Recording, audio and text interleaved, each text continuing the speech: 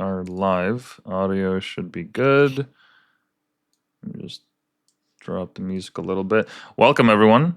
It's been a minute. Went on a bit of a hiatus there. Just been moving to a new place. But we are back. We are back with our regularly scheduled dose of the White Pill Wednesday podcast. Hope everyone's having a great White Pill Wednesday. Thank you, James, for coming on again, as per usual.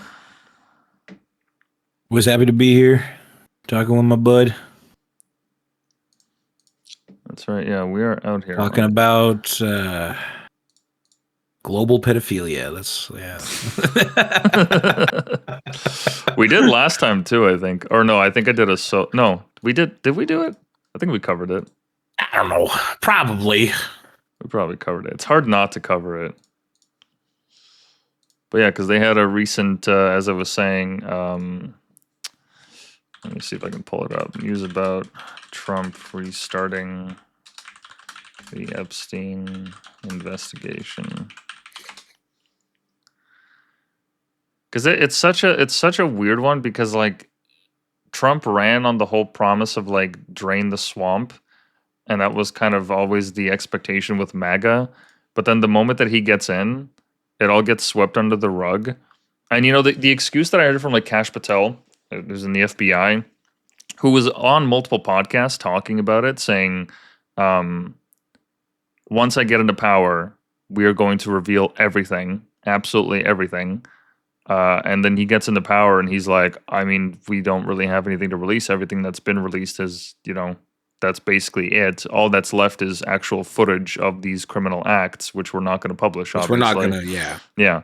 But then when he went on the Joe Rogan show, he interestingly, him and also Dan Bongino, he is the, what role does Dan Bongino have? I think he's deputy director of the FBI. Yeah, deputy director of the FBI. So he works under Kash Patel. He was a podcast host and also a Secret Service agent and also an NYPD officer. So he's got a long storied history. But both of them, him and his boss, basically came out and said, "Don't you think that if we had anything that we would release it? Don't you think that if we had anything, I mean, with my reputation, with my history, don't you think we would have released everything?" It's like, yeah, that's not, but you're not answering the question. You're putting your reputation as a bulwark for the argument, but you're not actually saying anything.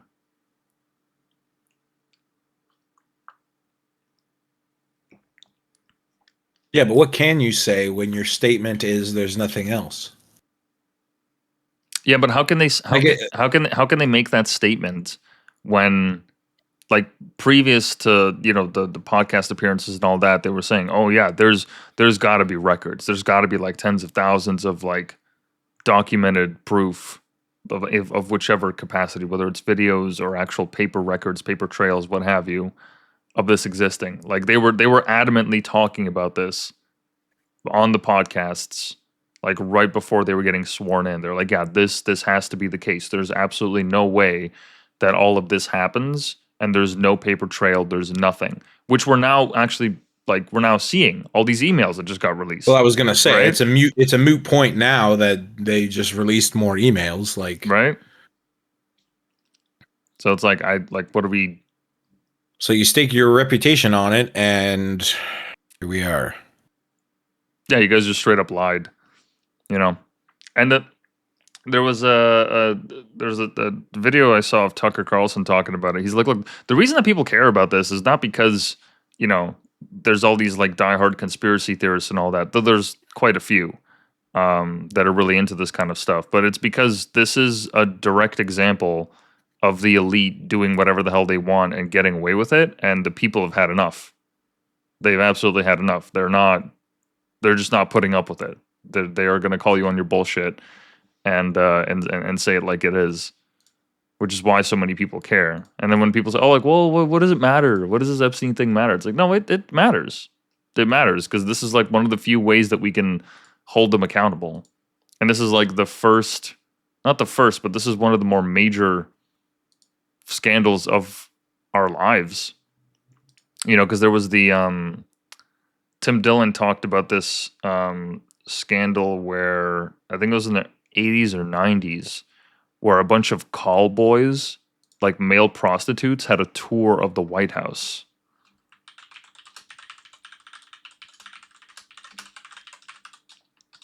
And a bunch of the investigators that were behind the investigation were killed. Yeah, it was called the Franklin scandal.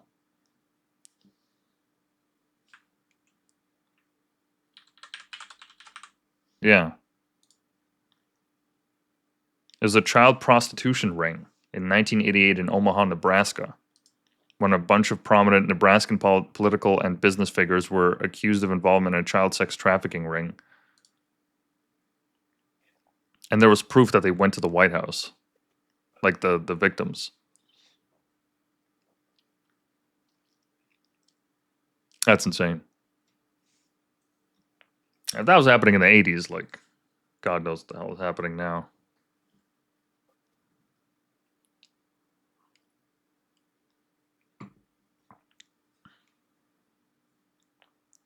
Oh yeah, there was one, yeah, private investigator Gary Caradori, hired by the Franklin Committee to investigate the allegations, died along with his 8-year-old son when his plane disintegrated in midair.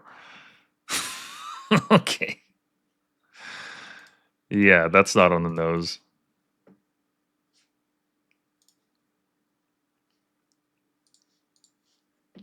That's nuts.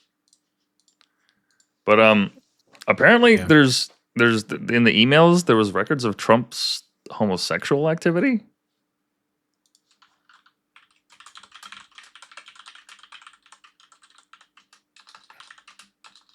See if I can find Dump. it.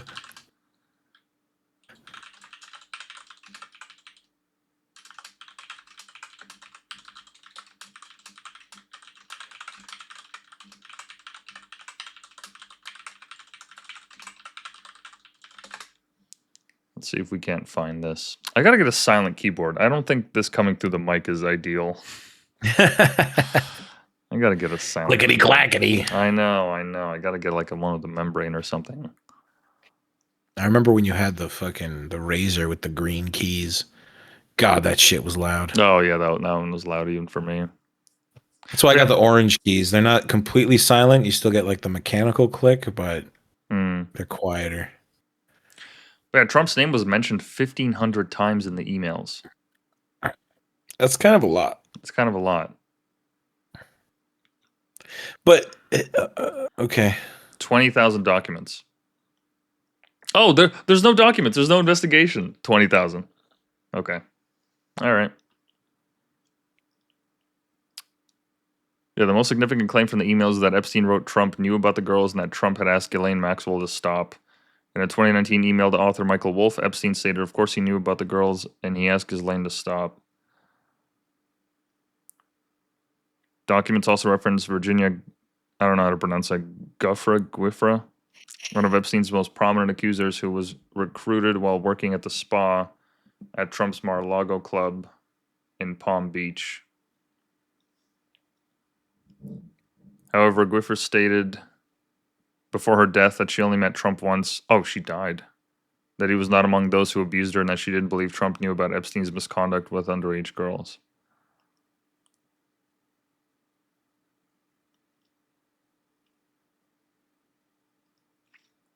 Yeah, I don't know what to make of it because, like, I don't like. Are they really going to go forward with an investigation now? Trump announced it, sure, but like, I mean, how far is it going to go? I don't think the publicity is there anymore. I don't think people give enough of a shit. I mean, this is one of those instances where it can be easily swept under the rug because at the end of the day, I'm having a hard time feeding myself or my family. Like, this is very true. But if anything, that animosity could help feed into that because, like, well, we're having a hard time feeding ourselves because these people do whatever the hell they want to do, and part of this is the sexual fuckery that they get up to. I don't think people are gonna make that jump. I was literally watching a fucking a news clip today of this whole Buy Canada thing, right? Buy There is a Canada. Oh, buy Canadian. buy Canadian. Right? Elbows up. Elbows up. Nice budget, by the way. Sacrifices incoming. Yeah. Um, no, but they were talking to these people about buying Canadian, and people are becoming completely dismissive of it.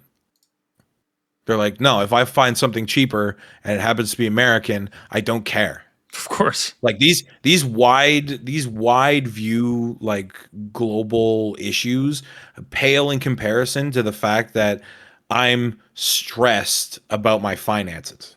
Yeah.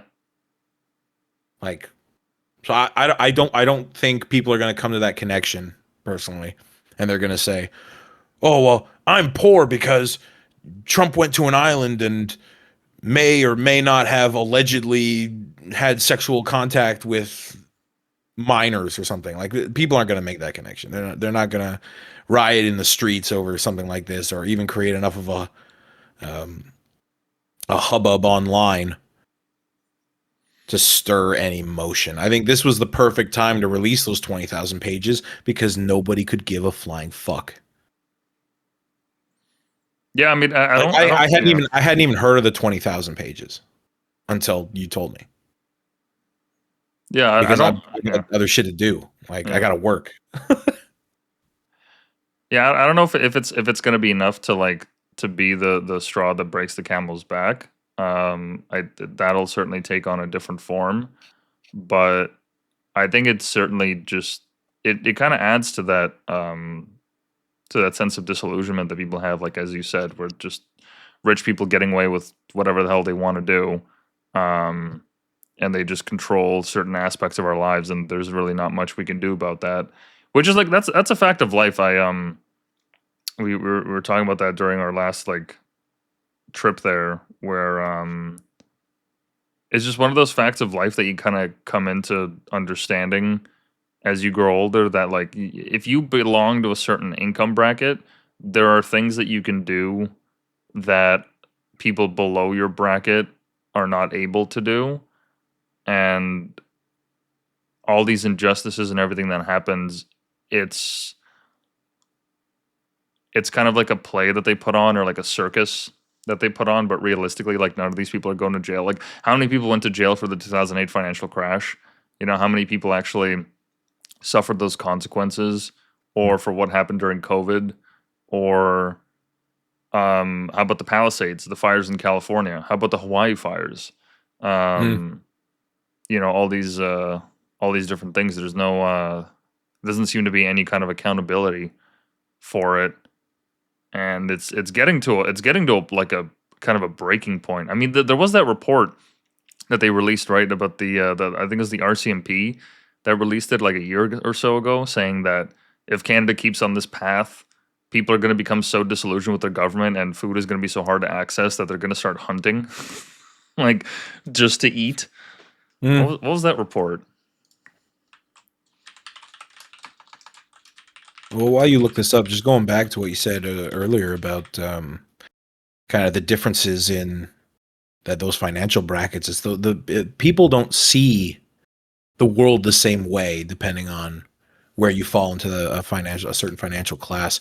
And I'd say even now there are even bigger discrepancies within the middle class, because that's why we're seeing, and I saw this as well through like a lot of the friggin' news broadcasts you see, is like the left wing media, like CTV, for example, which is where I get most of the occurring information about what's going on. Um, they will interview older people specifically, and and broadcast those interviews over the air because they align with what they're trying to sell, essentially. Because these people don't see the world the way we do at this point. Like, they think they're middle class because they worked for 50 years in a certain trade or job or whatever, and now they have a house, now they're on retirement. But it's like you don't see the world the same way anymore at that point because you lived in a completely different timeline. Mm-hmm. Right now, food banks are at a stupid high, and immediately after Let me just bring up my notes on this. You got Oh, notes. it was immediately after that buying Canadian story, right? Mm-hmm. Where people are waning off the whole um, buying exclusively Canadian thing, especially now with the growing season ending in Canada. Where do you think your bananas come from? Hamilton, Yeah, yeah, that's it. Sudbury. For sure. Fucking Timmins, why not? Yeah, Like, but immediately after Calliot. that story, they had a whole bit about the Salvation Army. Like me watching that it's amazing because I'm sitting here going, yeah, no, it's fucking hard out here, man. It's tough right now. And then immediately after they're like, donate, Donate what? donate what? Donate Donate what? to me, motherfucker. Yeah. What do you mean donate? Donate? I can't donate shit. And then they have again all of these older retired people who are running the Salvation Army kettlebells right now. They're having them say like, "Oh yeah, no, I could be homeless, and if I was homeless, then I would like somebody to help me." And I'm like, "Did you just miss the part where you just said you could be homeless?" Like, I get there's a certain amount of selflessness within whatever community you're involved in, but god damn, you don't have the wherewithal to see that right now you find yourself in a position where if something went bad, you could be without a home, without a roof over your head. But then again, I don't know his situation. And the way that he said it, I don't even think that would be a real thing. The old man looked like he was 89. And it's like, you're not going to go homeless. I don't think that's going to happen. Especially not if you have time to go and donate, volunteer for the Salvation Army. Well, man, I heard a story of some senior citizens out east that are living in their cars because they can't make payments. Oh no, I'm not saying it can't happen. Yeah, yeah, yeah, yeah. Yeah. I'm just saying if you're donating your time to volunteering at the Salvation Army, I don't think you're in dire straits. No, certainly not. And this report that I found here shows in 2024, a secret RCMP report titled Whole of Government 5-Year Trends for Canada warned that Canada may descend into civil unrest once citizens realize the hopelessness of their economic situation. The report, designated as special operational information and heavily redacted, was obtained through an access to information request by law professor Matt Malone, and it predicted that the situation will probably deteriorate further in the next 5 years due to climate change and global recession. It specifically warned that many Canadians under 35 are unlikely to ever to be able to buy a place to live and that economic forecasts for the next 5 years are bleak. The report cautioned that law enforcement should expect continuing social and political polarization fueled by misinformation campaigns and an increasing mistrust for all democratic institutions. Which sounds about right, but the part that strikes me here is when it says that uh, once citizens realize the hopelessness of their economic situation, because I've come across people that Holy shit. like I've come across people that like they'll just say certain things, and I'm like, oh, like you literally like you lack basic awareness of just how bad the situation is, whether it's with the encampments downtown in Toronto or not even just downtown Toronto. I mean, hell, anywhere. When I went to Windsor a couple months back in the spring there, the first thing that I saw when I got off the train was a homeless encampment. And I'm talking an encampment. Like there's like tents that are basically right beside each other, and there's signs on the posts around the area that say, "Oh, go to this place," and the cops legally can't they can't kick you out because of the laws. And there was recently even in Toronto, I think his name is Chris Moisey. He's a council member who voted against and spoke out against a measure that a councillor basically said, "Look, um, these encampments are going to happen, but at the least they should be like 200 meters away from any school, hospital, what have you."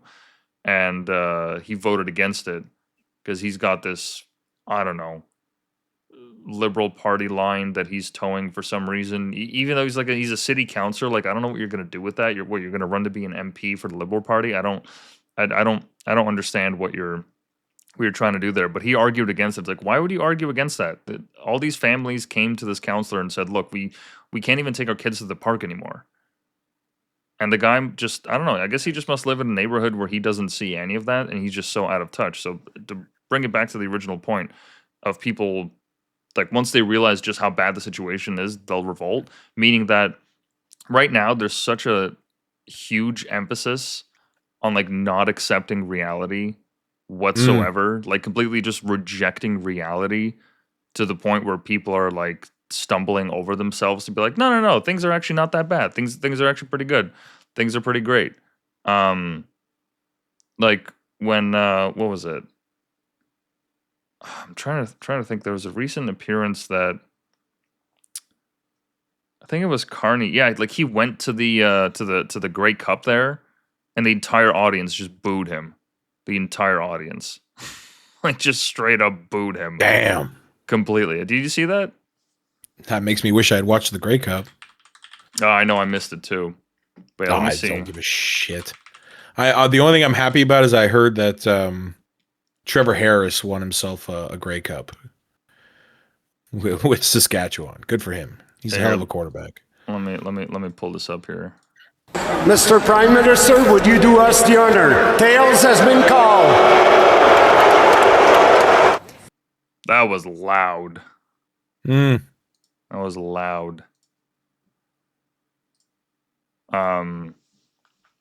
Which yeah, like that doesn't surprise me. That doesn't surprise me at all. All these people are so out of touch that they don't realize like just how bad it's gonna be. Like they keep pushing for all these policies and all this money that they're forking over this $80 billion deficit. I mean, they had to redefine what counts as capital The word investment. deficit? No, Like, well, that was last year. That was the last one. oh yeah, They my bad. redefined. No, it wasn't deficit. It was recession. They had to redefine recession because Mm. recession meant that you had two. I think it was two down quarters. But now they redefined it, and They're just then gonna redefine it until cannibalism, I guess. yeah, like yeah, once again to the point of this rejection of reality. I mean, I guess they're buying time. Which actually brings me to my next point. I've also heard this thought where people are saying that there's a good chunk of politics that is operating with the assumption that once AI comes online, we're going to reach such an age of abundance that scarcity is no longer going to be a problem.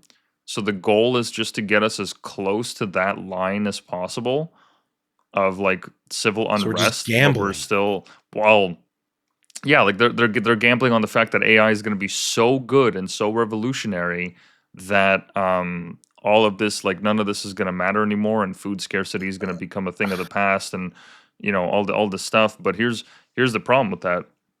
There was somebody made a chart. Here's the problem with that. You're gambling with humanity's future. Yes, Like fundamentally, yes. that sounds insane to me. That's like saying um I literally thought you were going along the same thought pattern as like, oh well, none of this is going to matter because in 2030 Jesus is going to be resurrected and like what?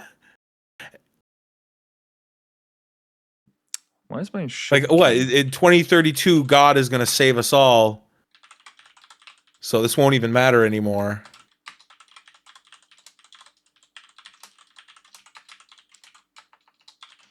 Well, because here's the problem with the AI economy.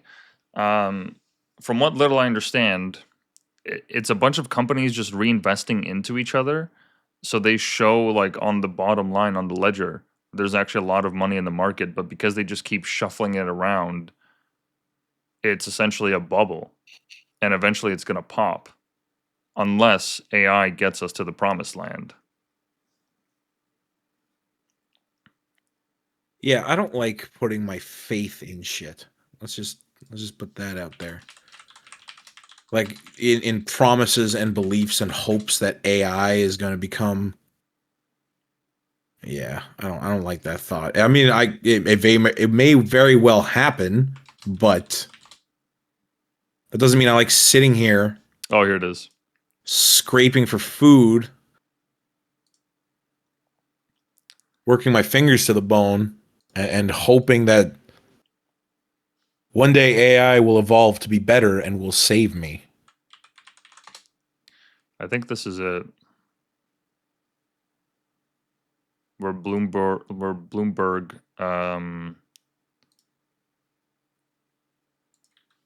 they wrote an article talking. Oh my God, this dark mode. Let me see if I can find it.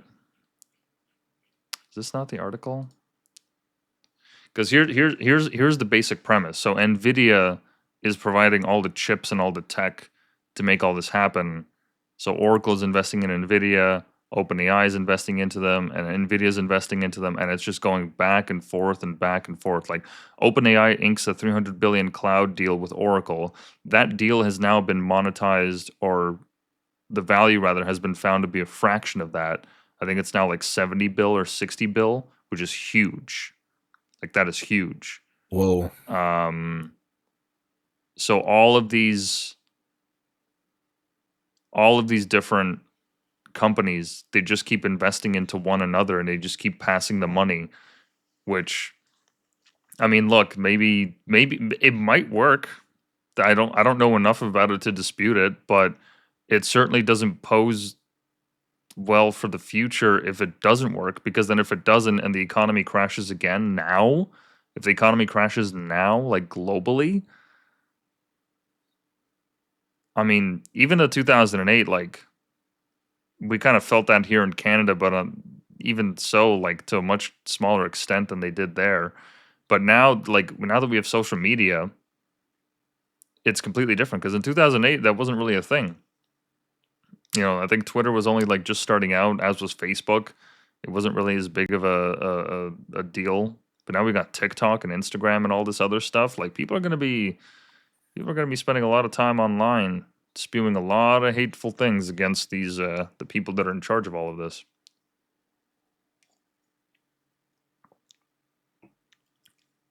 Yeah, but that still doesn't change the problem that the leaders of our nations are what? Sitting there being like, okay, let's do damage control as much as possible and cover our own asses until AI makes these problems, you know, Obsolete. a non-contestant in people's minds. Yeah. Like, you're the leader of my nation right now, and your only motive is just delaying? Just pass the buck. Yeah. Just that's unacceptable. I mean, that's what it And I feels shouldn't like. have to explain why. That's what it feels like, right? Like, I mean, the budget that was recently passed in Canada said that they're adding another 84 billion or whatever ludicrous billion in deficits, which, like, who's gonna? I don't even know what that number means. Like, what are we even paying off? You know, now we're getting to a point where Carney is staring into the camera, fucking telling tens of millions of Canadians that sacrifices are coming. What the fuck have we been doing all this time? You haven't been sacrificing enough. Well, clearly not. What does he want? Does he want my left nut while he's at it? Well, I mean, like, have you heard him talk? Honestly, if that'll satisfy him, I'll go on the table. Like, I'm Spartacus. No, I'm save Spartacus. Us all. But no, check this if you haven't had the pleasure of being serenaded by our dear Prime Minister's words. It's hard to hear, because like I understand the words individually what they mean, but combined in the way that he does, I can't. My brain, it's like I can't compute. Like, just give this a listen. Thank you so much. Can we have the last question? Sure. Just sorry, yeah. Sorry. Yeah. Kind of got it from Dogwood News. Following up on this question. So, as it stands, Western LNG is the owner of the Xilisms terminal, and it would be built in Korea with Korean and Chinese steel. So how much taxpayer money are we prepared to invest in a project that is American-owned and foreign-built? There are different aspects of the project, as I said. There is the PRGT pipeline, which is necessary, which is Canadian-owned, First Nation. Sorry, can I finish? There is the associated transmission line. that comes there. There are structures that come with projects that ensure that there's returns to taxpayers through the tax system as well. And the structure of the financing is a decision that we take with the full information of the project design. So that's part of What? you don't answer. We answer that question with full information by doing the work, and that's what the referral to the major project office facilitates. Thank you. What the fuck? I don't. Okay, first of all, if you go back a little bit into that clip, I love the guy, the guy in behind him. His face. Oh yeah, I love his face. So the the project whole is time it prepared just, to it just invest gives in a off the project what that the is fuck are you even American-owned. talking about vibes. I mean, he's clearly squinting because of the sun and but- foreign built. Yeah, I There know, is but look, there are different. I looked aspects over at of him the halfway project, through as I said. Carney's fucking There spiel, and I was is like, "Yeah, I feel are the same way, bro." structures that come with projects that ensure that there's returns to taxpayers through the tax system as well. And the structure of the financing is a decision that we take with the full information of the project. the full information of the project. I don't This like. What is does that even? such Yeah. lawyer fucking jargon. Yeah. What he basically said is we make decisions off the plans that are presented to us. Yes. Yeah, no shit, Sherlock. Yeah, and I put on my pants one leg at a time. Like what? Oh my god. What are we talking about here? Fuck. It's crazy. This is what I'm saying, man. This is what I fucking hate about politicians. Answer the fucking question. Well, this guy's like he literally he presented himself as like the candidate to be like, oh, I was in the World Bank, I was in I know the British Bank, finances. I know finances, I know how the world works, and it's like none of what you said makes sense there. Absolutely none of it. What are we talking about here? Yeah. Literally what you just said is we're going to fund this thing with taxpayer money, and then we might get residuals off of infrastructure related to the main building. Sick. That sounds fair. Yeah, it's very strange because that project, so it's all the materials sourced for it will be American. The people working on building it, I believe, will be American. So all the assets and operations and everything will be American. And then there's a native tribe that he mentioned there that's going to go into partnership on this. So that's like the only Canadian part, but realistically it's all American because Wait. There's a native tribe. so We're building a pipeline in Canada through native land that's going to support this. What is it? An airport? yeah, so this is the C Lissam's LNG project. It's being fast tracked by feds in BC. So it's designed to be a massive LNG export facility in waters off of the province's northwest in I don't know, Niska, however you pronounce that, nation territory. With 2 floating platforms, it would process up to 22.4 billion cubic meters of gas per year, resulting in exports of 12 million tons of LNG per year. How the project be powered from the planned North Coast transmission line running about 450 kilometers from Prince George to BC. The timeline. Who's the owner and operator? It's being developed in partnership with the native nation, Rockies LNG Limited, which is a Canadian company, Rockies LNG Limited Partnership, and Western LNG. Western LNG is the key here because that's the American one.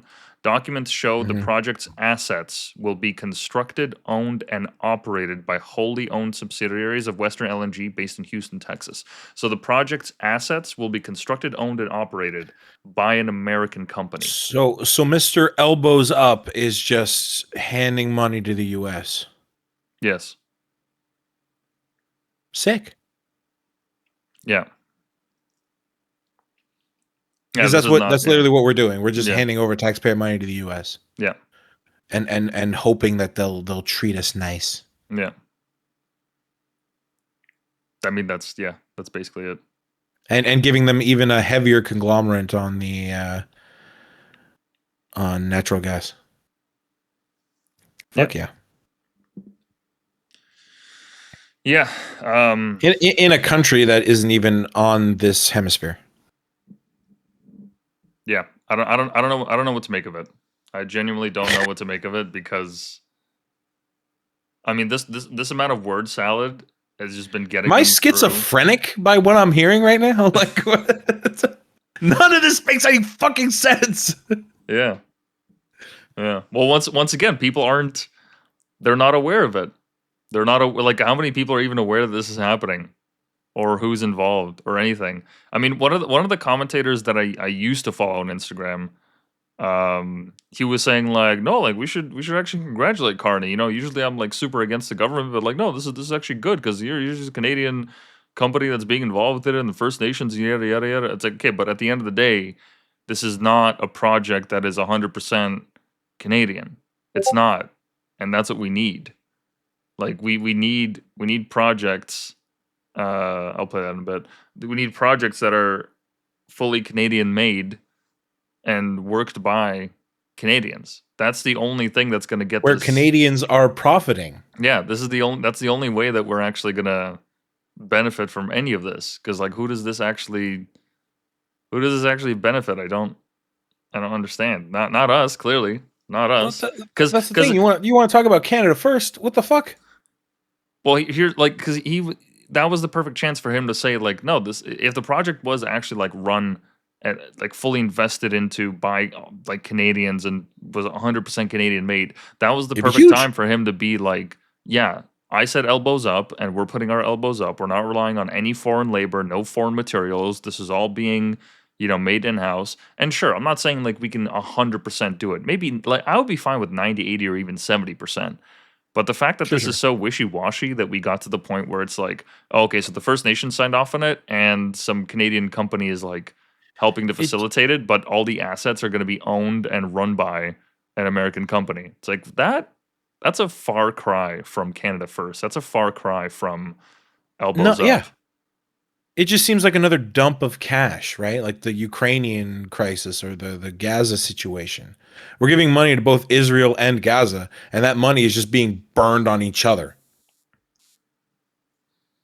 Like we're just throwing taxpayer money away. Yeah. Yes, we are.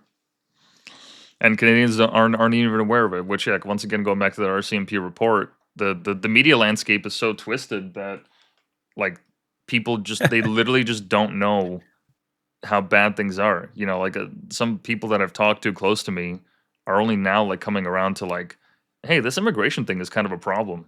So, yeah, yeah, we've been saying that for years.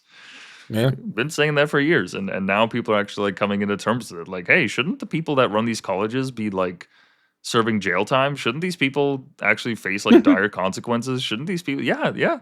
I'm glad. Hey, welcome to the team. welcome to the Yeah. welcome to the team. And you know what? Controversial as it may be, I'll even say this: what Nick Fuentes is doing with the America First movement, that's what we need done with the Canada First movement. We need, first of all, we don't have a movement. We don't have a Canada First movement. We need somebody to start spearheading No, we this. did, but then it was burned down. Oh, you mean the convoy? That was the whole point of the convoy. It wasn't The Freedom so much Convoy Canada First. was a spark. Absolutely, it was a Canada First thing. Absolutely, it was a Canada First thing. Anybody who was at that rally would tell you that. We all shared the same basic principles when it came to what our nation should focus on. Well, I It mean, may not have been exclusively like as you're saying an action of truly Canada First, but it was the biggest attempt. And once they burned it to the ground maliciously, all it did was prove that no matter how many people come together, no matter how many no matter how much money you raise for a movement, it means nothing in the face of the federal government. They don't give a shit. They got the guns. They got the guns. They got the guns. They got the guns and they got the money, and they'll put you under. They got the control. It doesn't matter. So even Canadians that do feel that way, we're just stuck. Because what are you supposed to do now? I mean, that's certainly a lesson that can be taken away from the convoy. But I think more importantly, and we've talked about this before, where I mean all the restrictions and everything that were taken away and removed shortly after that protest, that kind of signaled everything. That was the success of the movement. It wasn't like a It was a loud minor celebration. It wasn't CBC coming out and saying, "Oh, we were wrong," and here's all the ways. Like there was no admission of guilt. There was no. No, no. There was nothing. Even in the investigation, even in the public hearings, like Trudeau even comes out like that part was hilarious. I never called people names. No, but see, we came. I never called people names. That's ridiculous. No, but the problem is that we came to make a statement, Mm-hmm. and we left leaving residuals. Because all we really told the government at that moment was, "Listen, we're getting sick and tired of your shit." That was the statement. Where in reality, we walked in and we said, "Hey, this is absolutely egregious what you've done." Those are two very different statements. And leaving the residuals of saying like, "Oh yeah, we're getting sick and tired of your shit." Sure, it was a wake-up call to the government to ease up on all these restrictions and so on. But that wasn't the point. There's a difference between making a statement and like leaving. I don't want to say leaving an impact because that sounds. Well, it didn't go far enough. There was no like. Well, I didn't need awakening. admission. I didn't need admission of like CTV coming out and being like, "Oh, hey guys, we kind of fucked up.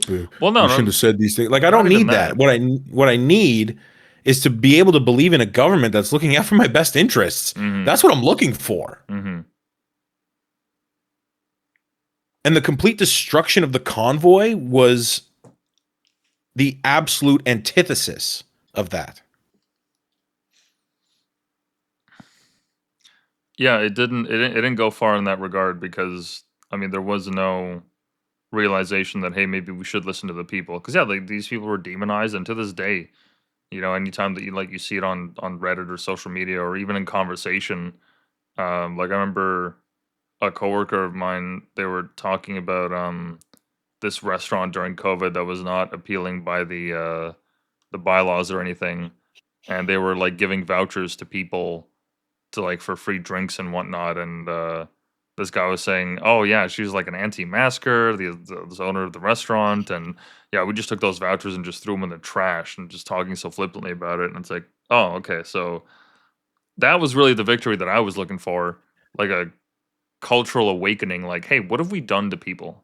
What have we done to our neighbors, to our teachers, our firemen, our nurses, our I mean, any cashiers, what have you, everyone.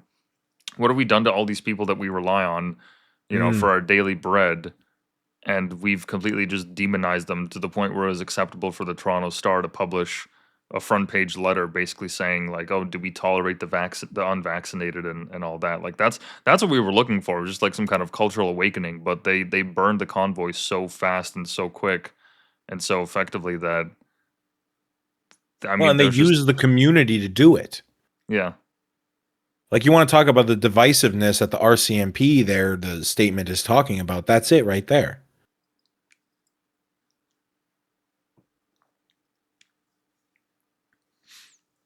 Like yeah, and you hit the nail on the head there perfectly. Like it wasn't some grand acknowledgement. It was yeah, the general realization or like you said, the awakening of just saying like, hey, if we actually look at this logically, does this make any sense? And yeah, we couldn't even accomplish that because of how hard they demonized the convoy.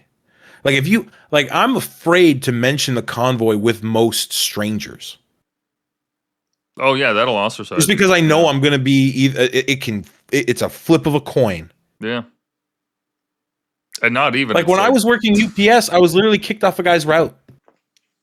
yeah, I He, remember that. Yeah. he literally kicked me off his route when he Yeah. and I were shooting the shit. We were doing our jobs. We were good at it, blah, blah, blah. And all of a sudden, I'm rotated out. Immediately the day after mentioning the convoy and COVID and all that. Yeah, we've yet to see any kind of cultural clashing like that here in Canada on a wide scale. The convoy was certainly a symptom of it, but like to this greater extent where people are showing up in like town halls and uh not the parent teacher conferences, but like the school board meetings and all that. We've yet to see any kind of any mobilization in that regard. And I think we're gonna start to eventually see that because the lines kind of have been drawn. They have been drawn for a while, but nobody really acknowledged it. Um, up until I want to say like, well, up until like Trump came into power, um, this idea of like that your politics matter depending on who you're talking to in conversation, it never really became a thing. But now everything is so heavily politicized that um, you can't escape it. So there just hasn't been any real kind of confrontation or admission. Like at least in the U.S., like people know where their bread is buttered. Like where like if the state Well, that you live in, they will operate a certain way, or the city that you live in, even like the district or what have you. They know what red and blue means. But here in Canada, like almost all of the political parties are so left leaning that even the conservatives, like they're not really conservatives. They're conservatives with a small c mm, and name only. mhm. And most of the stuff they talk about is actually fairly like liberal. Liberal. It's Yeah. not, yeah, it like they don't even have like they don't even talk about like anything to do with abortion like they do in the US, or gun rights, or actually no, there has been like Pierre probably have the party has talked about gun rights, but not to this extent where like, hey, we should get citizens like access to firearms. Like nobody's talking about that. Nobody's actually Mm, making a concerted effort to be like, hey, the government can be tyrannical.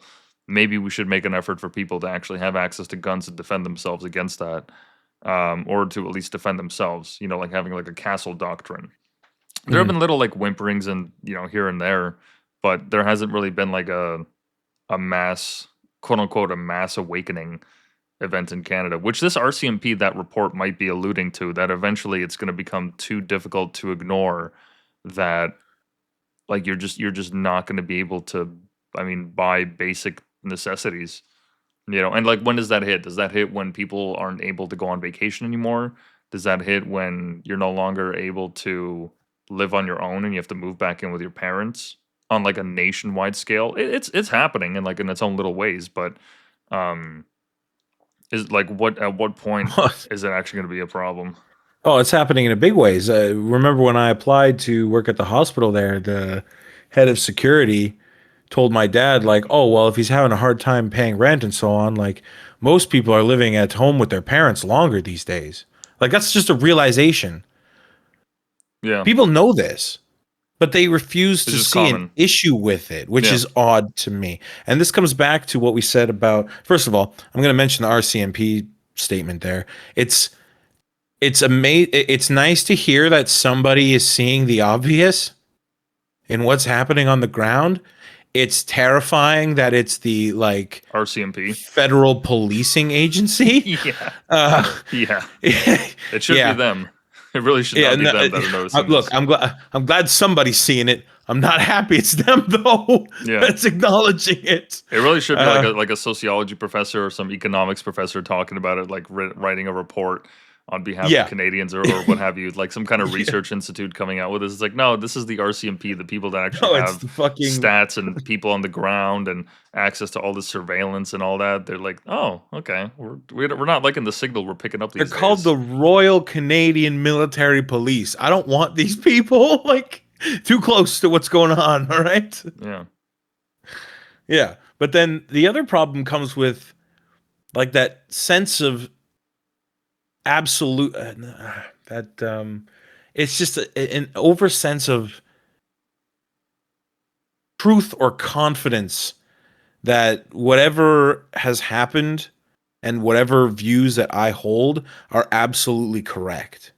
Like, and we've talked about that before as well. About that sense of like absolutism, that truth that says what I believe, this is the way. I mean, for God's sakes, we lost the no confidence vote because of the Green Party leader. Because she was literally just like, Carney made me promises.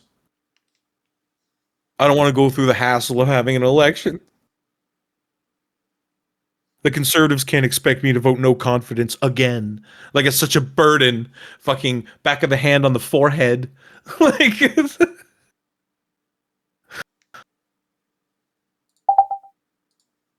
but it's this, yeah, it's that sense of certainty that just says, no, whatever way that I see things, that's it.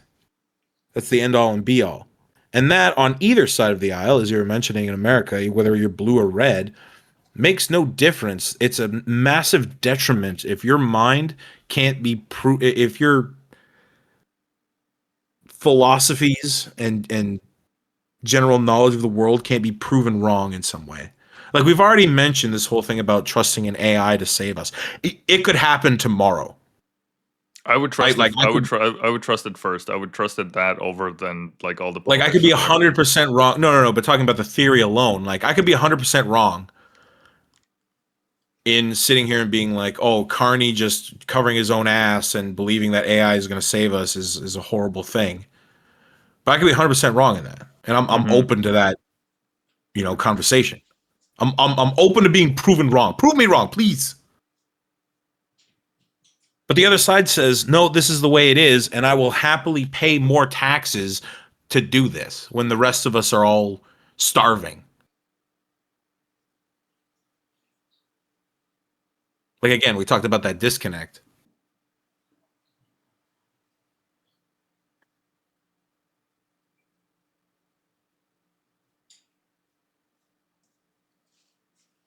Yeah. Sorry, I just had to step away for a sec. There's, yeah, no, there's a part of me that almost there's a part of me that's so skeptical. It almost Of the AI thing. no. Even going back to the RCMP report, there's a part of me that's so skeptical on human behavior these days that they keep saying like, "Oh, the moment that people realize." And I'm sitting here going, "There's going to be people who are going to be like fucking homeless, and they're still not going to realize." I mean, maybe, but I guess it doesn't There are matter people if who are saying, everyone "Oh, does I'd it. willingly pay more in taxes." Oh, would you now? Well, good for you. Don't speak for the rest of us. Like these people think they're making some massive sacrifices. Obviously, homelessness is an extreme. The moment you're homeless, nothing else matters except you. Yeah, you're not paying taxes. Not paying tax. You don't again. You don't give a shit about what's going on in foreign policy if you're homeless.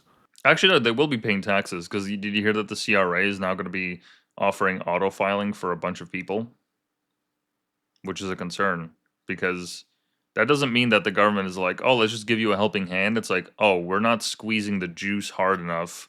There's a lot of people that are falling through the cracks. We need to squeeze harder. And by squeeze, I mean just get like as many people Squeeze what's into the left. Yeah. well, yeah, into the tax system as possible, which means that instead of relying on people like filing the claims on their own, they're like, oh, we'll just do it for you. We'll just do it automatically. And I'm sure their math will be correct, otherwise they're just going to spawn a bunch of lawsuits and whatnot. But um, they're doing that because they're like, look, we need to get more efficient at collecting money from these people, which means that Yeah, because the country's broke. that's what I mean. Yeah, like that's what that signal. It doesn't show me that like this is a gesture of goodwill. This shows me that you're concerned about your tax base. You're concerned about the money coming into the country. Um, and I know we're just yapping and rambling and whatnot, but I don't want to black pill on this because look at the end of the day, most of the stuff doesn't it doesn't matter in the sense that like we can't. There's not really any control that we have any of over these like grand machinations, whether it's something as big as the Epstein files or the tax base in Canada or where an LNG plant is going to go. Um, Only thing you can do is really just worry about yourself and the people that are in your close proximity, and try to make a difference in your community. Because like this stuff is nice to talk about, but getting stuck in the weeds of fuck this fucking shit sucks, fucking government, fucking libs, fucking Yeah. conservatives, like it's a fruitless effort, and I do not want a repeat of COVID when I got sucked into that fucking hole. Um, but no, like look, at the end of the day, I think even with all these negative things, I think we're gonna be fine. We're gonna be fine, regardless. Because if it comes down to it, um, We'll just go 160 billion in debt. Fuck it. Well, I mean, money's made up anyway, so Money's made up and the numbers don't matter. yeah. Well, if the numbers don't matter, give me a couple more zeros on my account, you bitches. The fuck? No, I mean, in the long scope of history, good wins always. In the long arc of it, good always wins, because it's like that. You ever hear that line in like cop shows or even like Narcos or any of these like drug shows where it's like the bad guy has to be right every single time, because the one time that he's wrong about where he is or where they put money or where like just anything, they leave evidence behind or whatever, the one time they fuck up, like that's it, we just need once. But they're on the back foot. They're the ones that are on the defense. They actually have to be the ones that are making all these moves in all the correct places. But we just need one fuck up. We just need a single fuck up to absolutely expose them for what they're doing, and to show just how perverse and ridiculous it is. I mean, I don't remember really like growing up hearing about all these weird government expenditures, and then now as an adult, I see like, oh, the government of Canada spent $10,000 on wine or 100,000 on some paintings or what have you. It's like, oh, they've been doing that for a while, but it's only now with social media and everything that we've actually been able to see this on a grand scale. So they've been getting away with it up until the point that information just flows freely throughout society. So I have Yeah. faith that even with all this negativity, like at the end of the day, good will always persevere. Good will always win. I think it's just a matter of time. And even like, because like you, I don't really have faith that Canadians will have like a mass awakening moment and be like, hey, we're a little bit too radical. We're a little bit too leftist. Like maybe we shouldn't be ripping children from families if they don't agree with the transing of their kids. Maybe we shouldn't be doing that.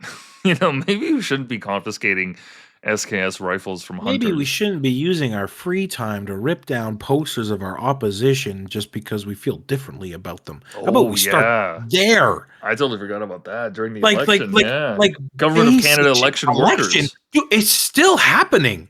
It's still happening? Oh yeah, people are still going around. I saw a post on Twitter. I can't remember who it was by or what even it was for. I don't know if it was a city election or what, but yeah, somebody was going down ripping down posters again. Yeah. Like, can we start there maybe? Can we acknowledge that these people are a little bit too far gone? Well, you know that actually, hold on.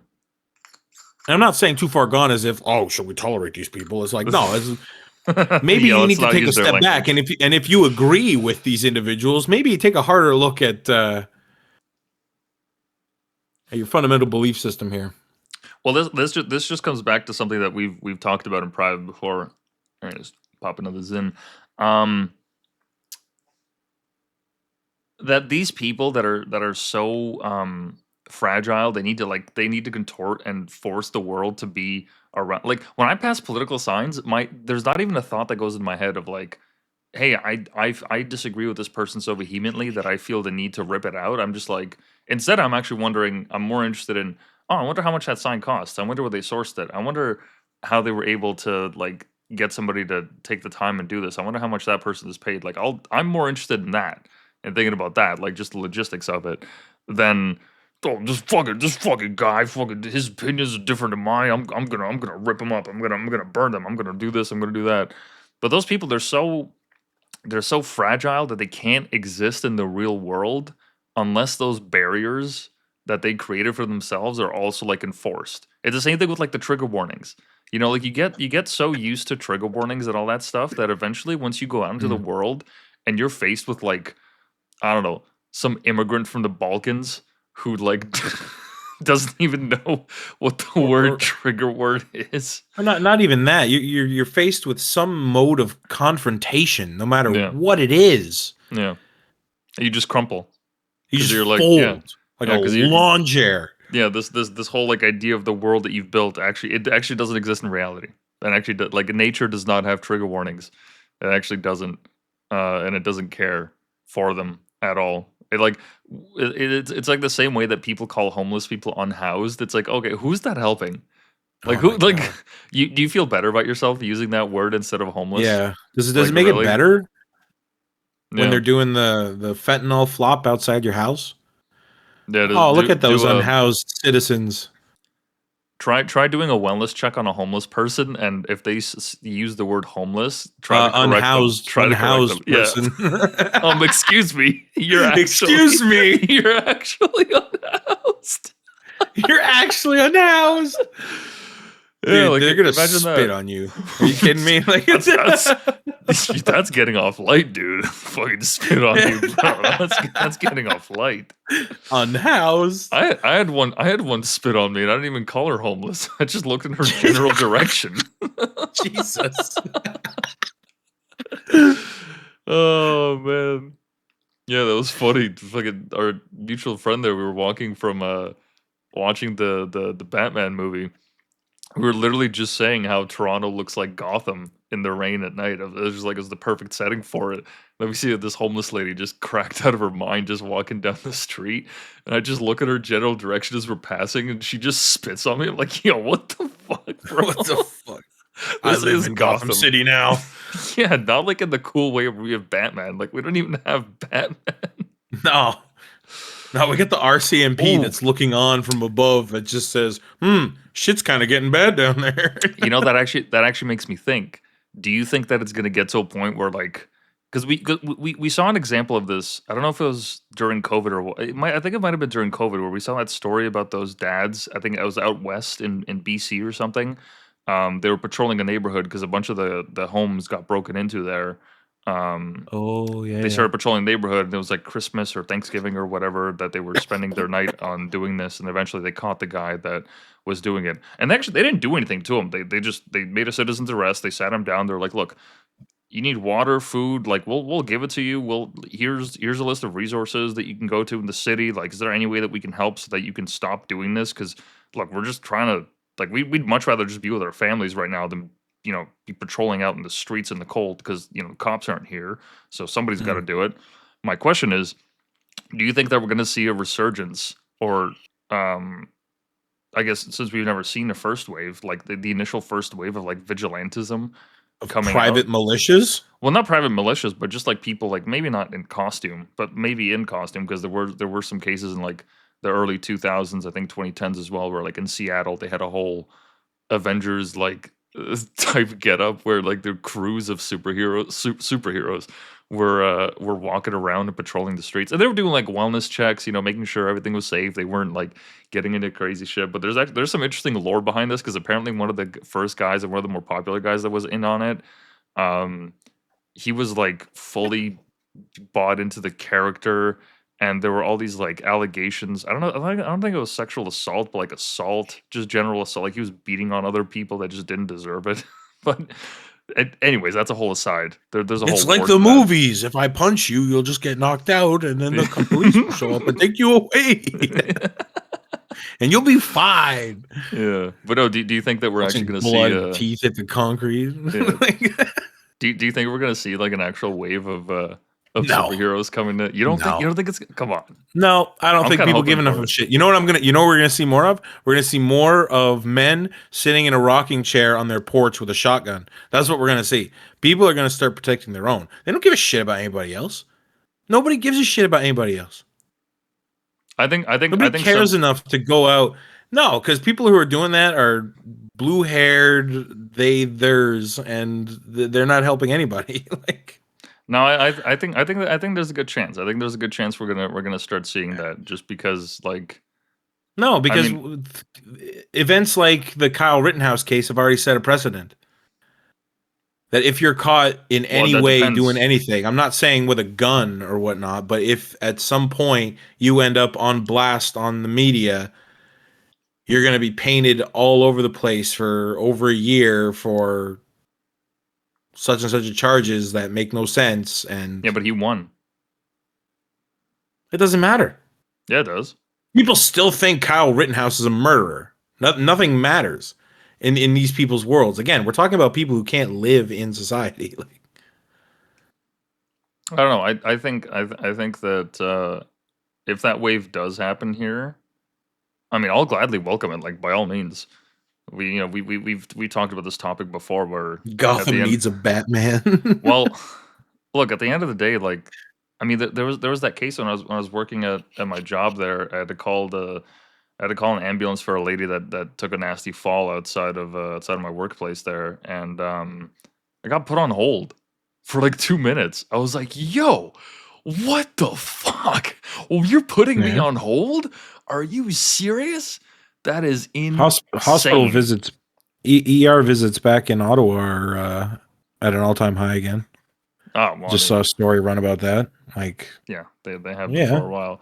But no, like, yeah, they put me on hold, and I was like, dude, if I'm getting like stabbed right now, like I'm just listening to this janky hold music, like what the fuck? That's yeah, crazy. died of So, some sick, smooth jazz or from no, it's elevator music. Avril Lavigne. He was a skater boy. Sexy No, elevator boy. no, it wasn't. Could you imagine? Oh my Oh, god. oh man, that would be funny. But no, you know what? Hey, I at least welcome it. Avril Lavigne is Canadian, okay? Elbows up, am True. I right? True. She's getting those residuals. But no, I would gladly welcome a vigilante force in Canada. Just like have one guy per province in the major cities, call him like Canada Man or something, or I don't know, just make it Canadian as This fuck. sounds Like, this sounds heavily regulated, and I feel like the government's gonna have a hand in it. yeah, they would shut that shit down hard, or they would at They would least shoot try that shit down to. hard. Absolutely not. They would As soon try as the to. first vigilante comes up, they're gonna beat him half to death in an alleyway. Yeah. They're Well, not like, gonna let that happen. well, I mean, like, remember, like, how the police came, like, they had that one, I think it was in Dude, the they felt York like they were region. losing control, and they stomped a wheelchaired woman with a horse. Oh, yeah. Like, come on. Yeah, grandma. But no, I remember that case, and I think it was York region, where the police were having that public hearing in their, in the precinct or something, and they were like, yeah, if somebody comes to rob your house, put the keys out where the robbers can see them, so that it's easier for them Just to hang them rob you. outside your front door, why don't you? But no, I think if anything, that's just that's a signal that, like, yeah, we desperately need a vigilante force. Um, no, it's crazy, man. I started riding the TTC again, and oh boy, But oh if we boy. need a the problem is that if we need a vigilante force, the government has already failed. Oh, of course. Oh no, they've failed like a while ago, like years No, ago. I Yeah, know, but that's even a the cops are huge saying it. admittance of failure. Yeah, yeah. Oh, Yeah. that's because that's like in the same way, like in the comic books, or like with Batman, where like the police have this antagonistic relationship with him because he makes them look bad because they're actually stepping in and doing it. But you know what? I think the cops would actually cheer it on, because at least like some of the police unions, especially leading up to the election, they're like, look, we would love for these laws to change, because like, do you think we enjoy catching all these people and only to release them out on bail? And now they're out in the community. Like, how many notices have we seen of legitimate, like, actual perverts just getting released? Not just perverts, but like actual, like, rapists But getting not sent even just out, that. and then the police puts out a notice. Hey, by the way, if you live in this community, watch out for this rapist. Like, but, but not even just that. The police are being flooded with predicaments that don't even necessarily involve them. That's the problem.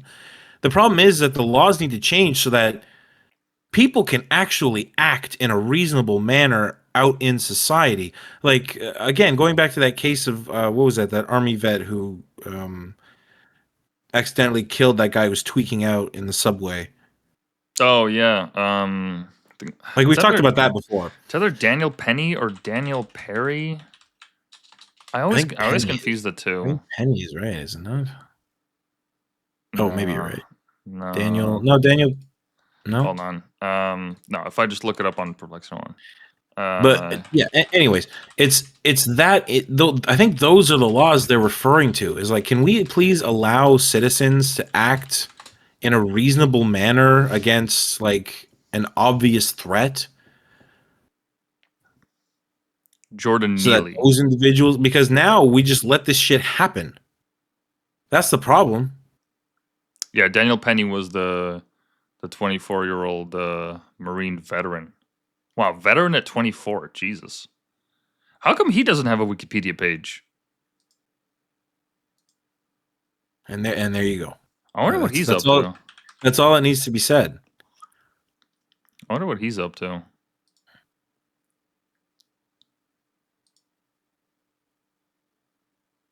Wait, only 2 weeks ago he was acquitted? No. That was a while ago.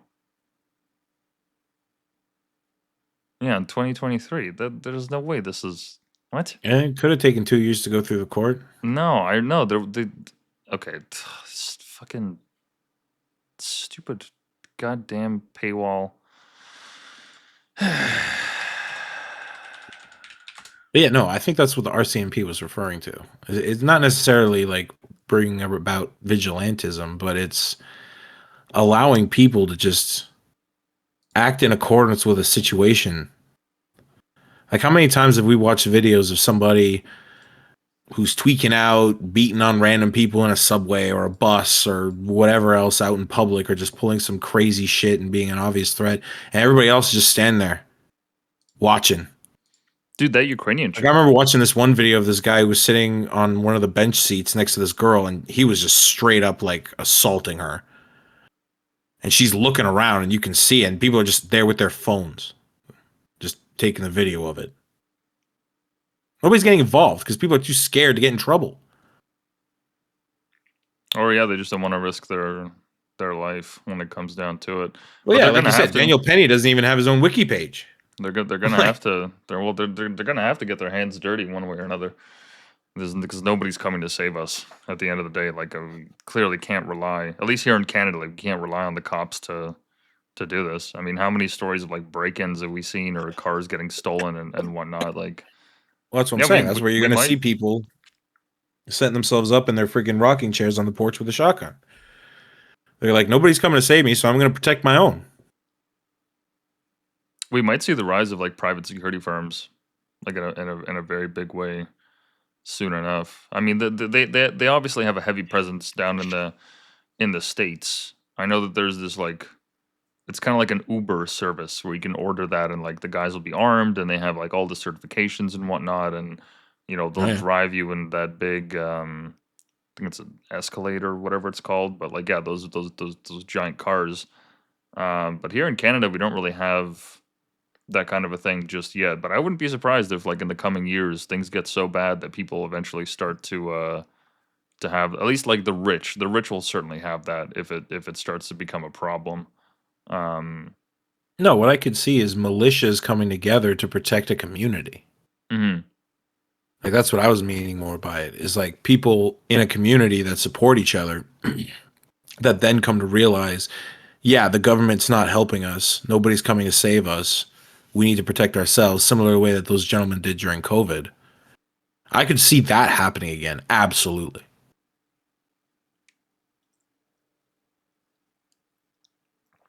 Yeah, especially in the remote communities, that's for sure. And Canada is, I mean, look, outside of the metropolitan centers, that's all that it is. It's all just rural communities and small towns and whatnot. So I Yeah. wouldn't be surprised to start seeing more activity like that. Yeah, maybe rent-a-cops are maybe like a little bit too far on the horizon on it, but eventually, I mean, look, something's going to have to fill the gap. Something is going to have to fill that void of service where the cops just can't perform. Um, I mean, like realistically, because the liberals can't just keep. The reason I say that they can't keep getting away with this is because like eventually the buck is going to stop, and it's not going to become fashionable to just keep pressing the deficit, and you're going to need someone to come around and actually like take actions in their own hands. Because I mean that's what Trump was. Trump was a reaction to people on both the left and the right, uh, just operating as a uniparty, business as usual, just looking out for the interest of their donors or the companies, the super PACs, or what have you. And then Trump was the first figure of somebody coming out and saying, "No, I'm self-funded, so I'm not worried about that." But even he's now succumbed to all these different incentives and pressures, and people are becoming disillusioned with him. So if anything, like Trump is not the silver bullet or the straw that breaks the camel's back, but something that comes after him will be. Because if he doesn't do a good enough job, if even he's not able to do a good enough job, that's just going to signal to not only America but the rest of the world. And this is why like Canadian politics or why the Canadians' attentions on America actually matters, because America sets the standard for a good chunk of what happens in the rest of the world. That's why I love paying attention to it, because it's kind of like a bellwether for what's going to happen here. And if Trump isn't enough for America, bro, the next guy that they're going to elect, holy shit, the next guy that we're going to have, yeah, I don't know. That's going to be interesting to see. Because look, Next they can guy? I'm sorry, guy? oh, whatever. Yeah. Oh yeah. Sorry. No. Yeah. Kamala Harris is gonna get elected. Yeah. Yeah. Sure. Really, if that's not a wake up call, I don't know what is. But no, whatever form that takes, it's gonna be interesting to see, because like I said, Trump is just he's just the first to kind of like dip his toes into it, but not really go all the way in. Because now, as we talked in the beginning, with the Epstein scandal, he's been dragging his feet on, and a bunch of other stuff that he's just gotten it wrong on. Now he's like, they've essentially like pulled back on their deportation thing. Like if you watch the media, you're gonna think, oh my, they're deporting all these people. There's that recent case. I don't know if you saw. There was that this lady that they pulled out of a daycare center, and all the news for like a week or something, they were running with a story that, oh my god, they pulled a daycare teacher out of her job in the middle of her class, and they traumatized all the students. No, no, no, no, no, no, no. It was an illegal that ran into a daycare for protection. And the Oh, cops were wow. like, all right, well, we're going in to get her, because like we're not going to let a door stop us. So they just yanked her out. And because the door that they're pulling her out of has like the daycare name on it, everyone has just assumed that she was a teacher. Like, and then an hour into the day, everyone realized, oh, she's like actually like legit illegal, getting arrested. So even with all that, like America, like Trump is like putting a pause on deportations. He's saying that they need more H-1B visas, and they need more immigrants and all that. So even he's not going far enough. And people think that the sky is falling whenever Trump tweets anything. So if people think that the sky is falling with him, who's going to come next? Who's going to come after? That's what I'm worried about. I'm not worried about Trump at all. I'm worried about the guy that comes in after and says he didn't go far enough. What does that actually look like?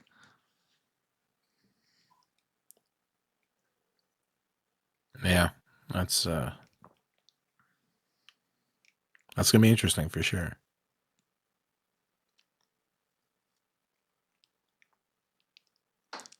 Because like, if we're basing the conversation off the report, where it said like, oh, Canadians just don't realize just how bad it is, because either the media landscape or the politicians, or whichever thing.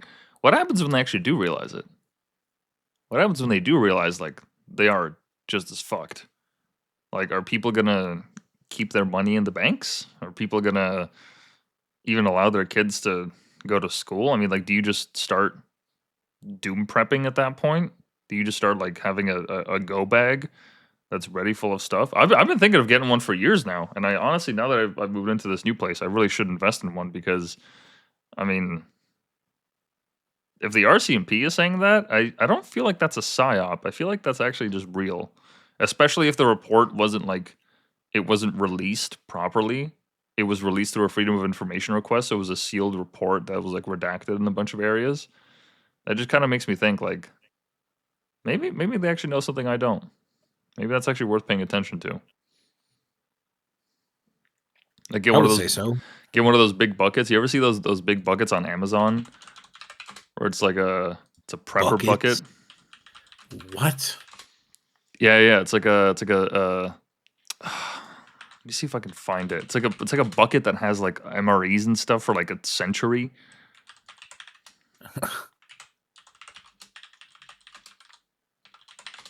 Let me see if I can find it.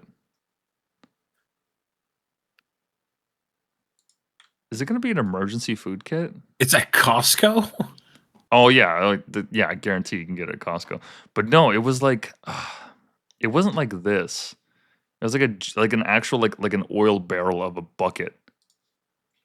Like an like a That's a bucket that, drum. yeah, a drum that has everything. No, it's not that small. No, it was a huge one. Somebody did like a video review of it. Yeah, it was like this basically.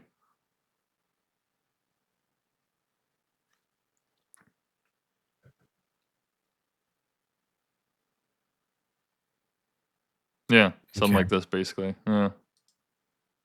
You don't really have enough room. Now you're just gonna store this bucket somewhere. Like, Well, no, I'm not. I mean, I'm not gonna get a bucket. I'm just gonna get like a bag with the passport, a hatchet, and whatever else I need to survive for passport and hatchets. That's it. 70. There you go. What I An need. empty I'm bag. gonna survive the zombie apocalypse right now. Yeah, The liberal apocalypse. fuck buying shit. All you need is a hatchet. You just walk up to someone and be like, "All right, that's mine now." You're mine now. What is it? What does a doom prep even look like in the city? I mean, that's just chaos. Like, well, like fill make sure your bathtub is filled with water, and I mean, what? Like, where do you even go? Make sure your bathtub for what? The nukes? Well, no. I'm not talking about like nukes. I'm talking like I don't know, like the grid goes down, or the police are incapacitated, or networks go down, or what have you. Like, what do you even do? What do you You even do get in out that of the city situation? is what you do. Yeah, but everyone and their mom is gonna have that plan, and the highways are gonna be backed up. And the last thing I want to do is be caught in traffic and be waiting. I would probably wait it out. I'd probably wait it see if I can wait out a week and like go to my nearby stores and rob them if I have to. Just rob your neighbors. Get a bunch of canned food. Just use that Yeah. hatchet. Start chopping down doors. I mean, if the grid goes down, no electricity, that's like you're just living off power banks. Where do you even go? You need something solar. If you're gonna run anything with power, yeah. Yeah, solar fuel. You need diesel or just fuel in general, which is going to be scarce. I don't think. See, I'm trying to game theory this to see if not even like a way for me to win, but just to survive. And I can't think of anything. I think I'm just fucked. I'm just fucked. I think you're Well, I was just gonna fucked. say you're on like the 76th floor, like Yeah. I don't know. I mean, I have some wood I can chop down in here, but actually no, I can make a fire on the balcony. I you guess I could burn do the that. fucking apartment down. I got I got one propane tank for my barbecue. That'll have to be not to last me a while. What does doom prepping in the modern age even look like now? I'm just wondering. I've looked into it a bit. It's mostly just well, I don't know what fucking I don't even know what doom prepping looks like in a suburban setting or in a metropolis like Toronto. I mean, They're even they're in Ottawa. basically all like get out of town, go to the woods, and now you can survive is basically what it is. Yeah, find a Like lake with mostly just water. mostly what I saw was just bug out bags. Yeah, that's why I have a book on first aid that I've kept ever since I found it in the laundry room some years back. Just because I'm like, well, look, if all else goes to shit, at least I have like a hardcover book and not just something on my Kindle. So if my Kindle dies, it's basically useless. But if I have like an actual Oh damn, I hardcover could book, save your life if only my Kindle had a charge. right, right, how much would that suck? Just reading on how to do a proper splint or a tourniquet.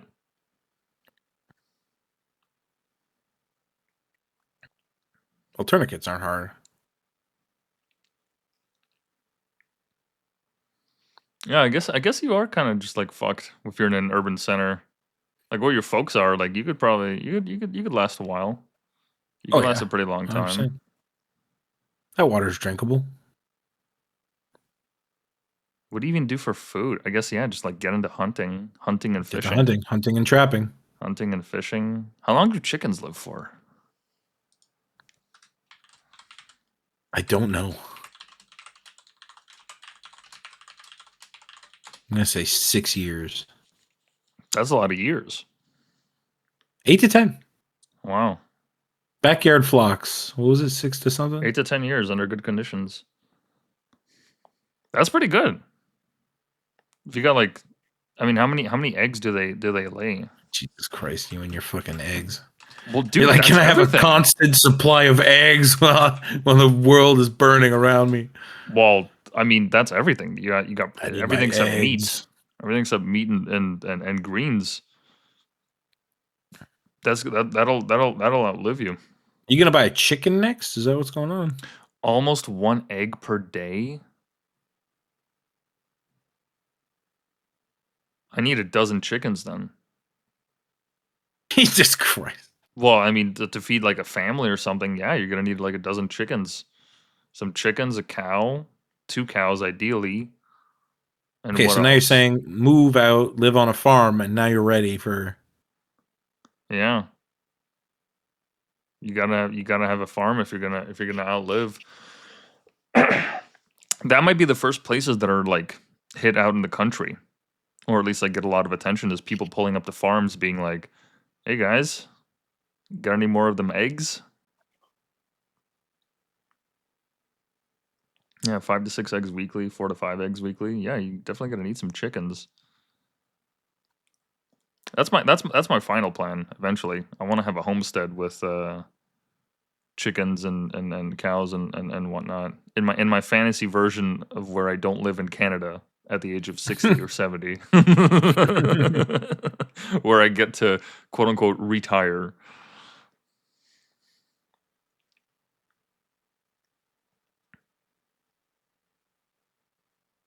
I mean, it doesn't really matter if you buy land now because the natives will just claim it. Right? You heard about that ruling out Jesus. west? Yeah, I did. That's crazy. They're actually going forward with it, eh? Or at least it's getting muddled in the courts. That's crazy how our government hasn't said anything about that. How has nobody come out and been like, no. Private property rights are like actually fundamental to the founding of our nation. Nah, And we need to secure that, because if we don't, like, did you hear about what they're doing? I think it's like in New Brunswick or something, where they're trying to claim like 70% of the province. Can you hear my rocking chair rolling back and forth with the shotgun in my hand? Click click. What shotgun? Remember? They're gonna give you Remember a what I BB said? gun. Yeah, I know This is what it's what you gonna said, be. but they're not gonna give you a Yeah, shotgun. this They're is gonna exactly give what you it's a gonna BB turn gun. into. It's gonna be get over here, and I'm gonna shoot you in the face. I'm gonna give you a BB gun, bro. I don't care what your color your skin is. Come take my land. What the fuck? Hold on, I gotta step away.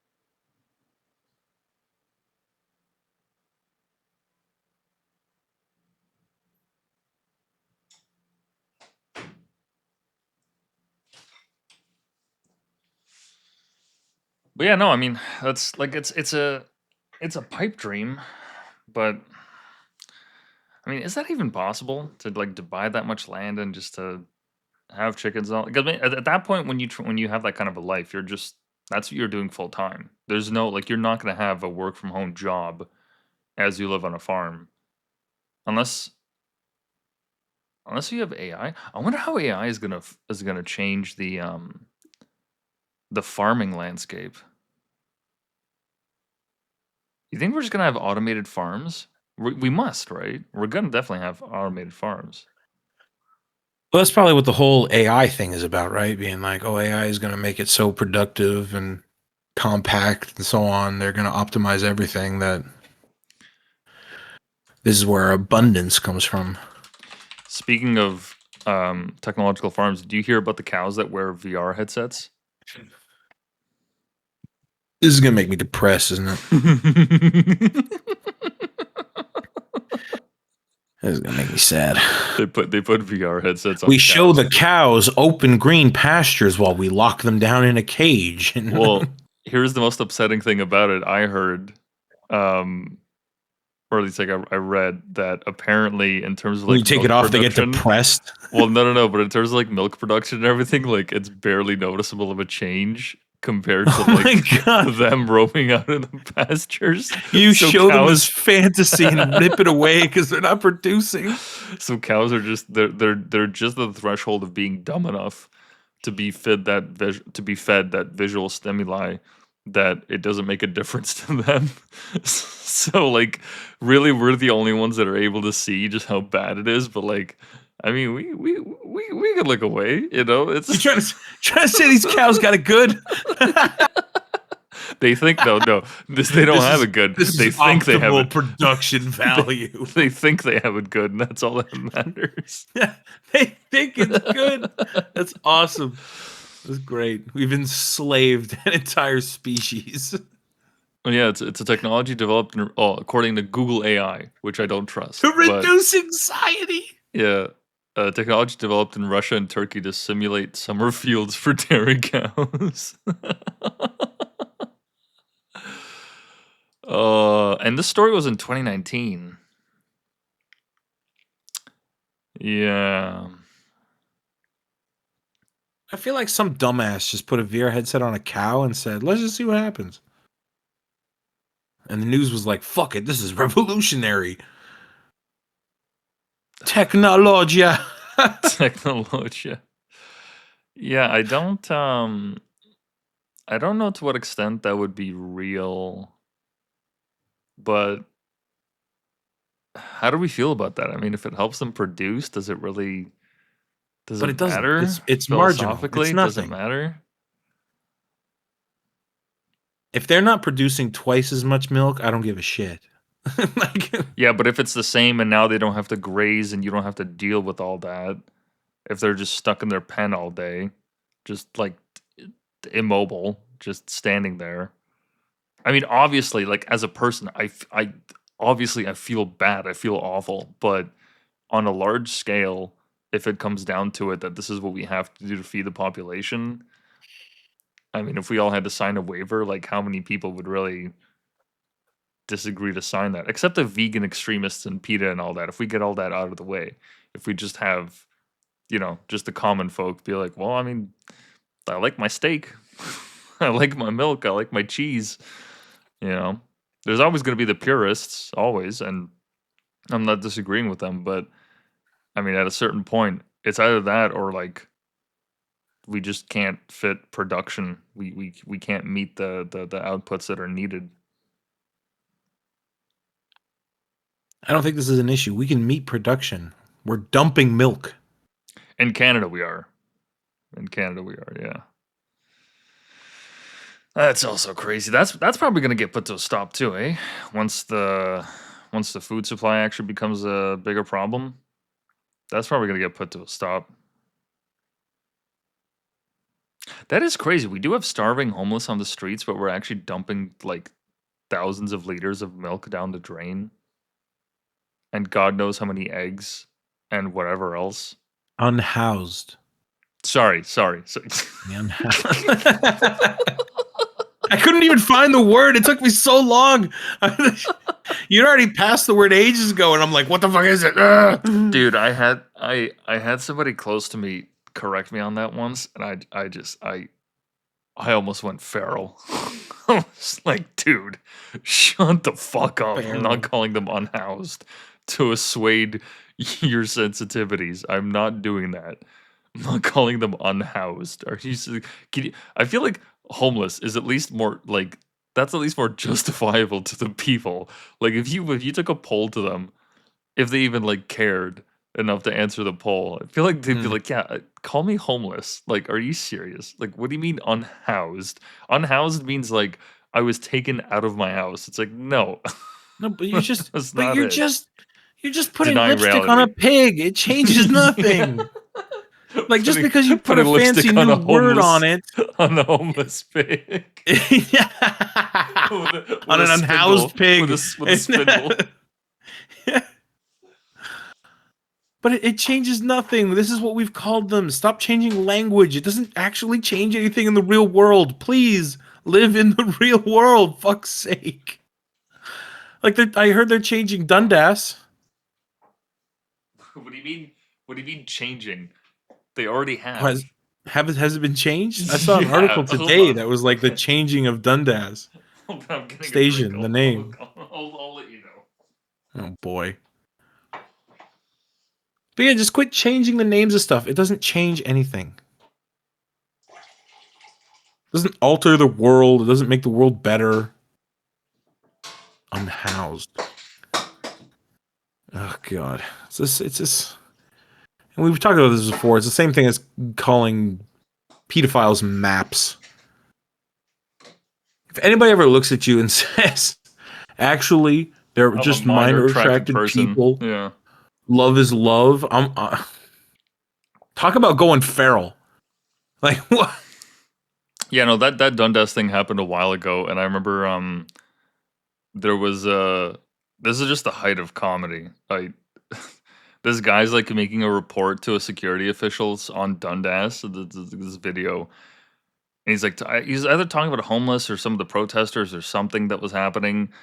And he's like, yeah, like, this is happening at Dundas Square. And the guy's like, excuse me, it's called Sankofa Square. And the guy's like, I don't like that has nothing. First of all, it is Dundas. It is not Sankofa Square. Because Sankofa is like, it's not even a native term. It's an African term. I forget from which nation, from which country it comes. What was the actual renaming?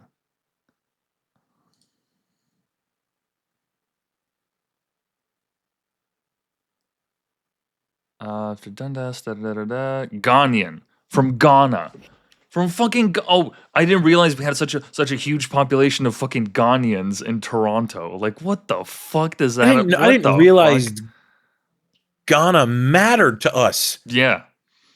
We're Canada. Yeah. This whole multiculturalism thing has been taken way too far.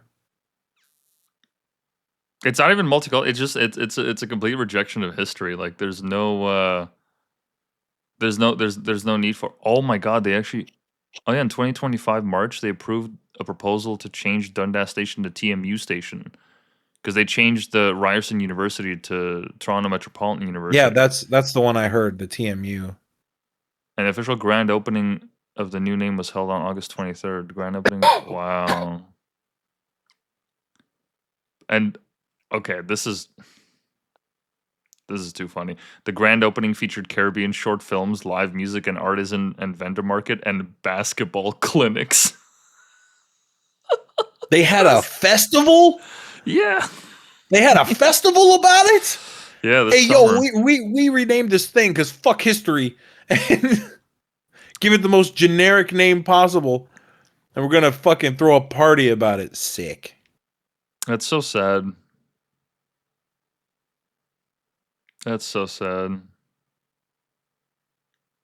Yeah, no, it'll come back to bite people in the ass. I think eventually, like they're gonna realize their mistake and they're gonna backpedal really hard. Because look, at the end of the day, like say what you want, like these people built the nation, whatever history, and like any rejection of that is you're just rejecting that. It's like who does that serve?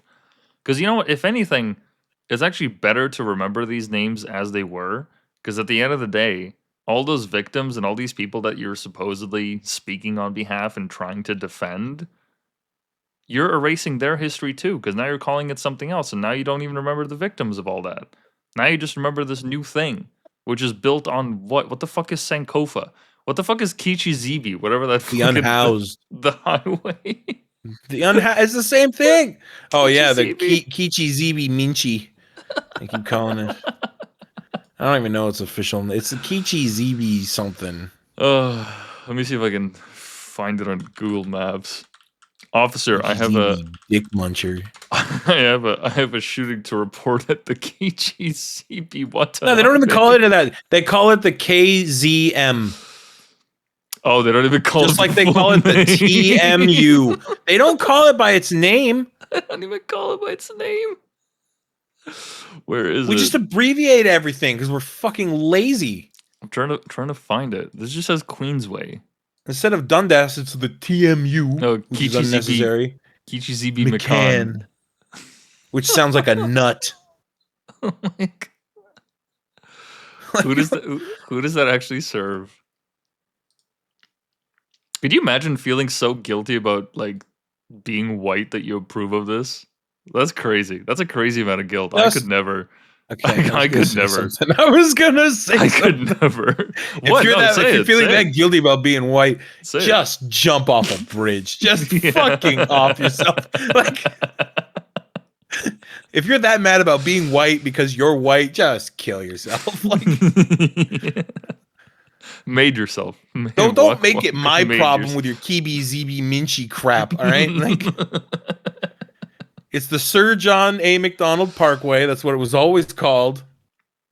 That's right. That's right. Every Sunday they lock it down so that you can cycle along it. Okay, I'm not That's cycling along the ZB Kibi Minchi fucking freeway.